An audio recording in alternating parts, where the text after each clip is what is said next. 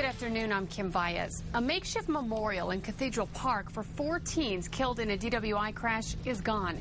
The city of Santa Fe today took down what many say had become an eyesore. News 13's Kelly Lavoie was in Santa Fe as crews got to work. Kim, the teens' friends had promised to help clean up the memorial, but that wasn't the case. As city crews scrubbed and painted this morning, their friends sat on the grass watching them do all the work. Did any of the friends come and help out? I didn't see none of their friends, but like I say, just one of the girls' father was here.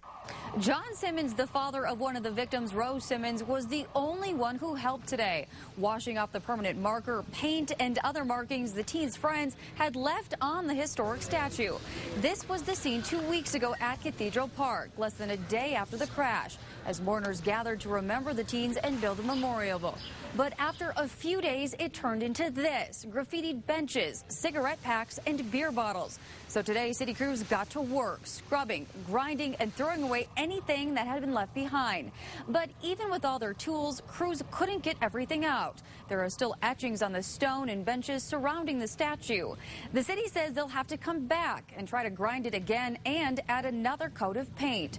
John Simmons had told me his daughter's friends wanted to do the right thing and clean up. So today I asked him why they showed up but didn't help. They've all been here, in the park, and, they're just kids. They don't want to be up early in the morning scrubbing on something.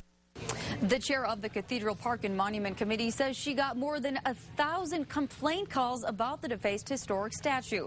She says she understands the teens need to memorialize their friends, but they went too far in the way they did it. Back to you. Okay, thanks, Kelly. Now, the city is working with family and friends to create a permanent memorial in the park.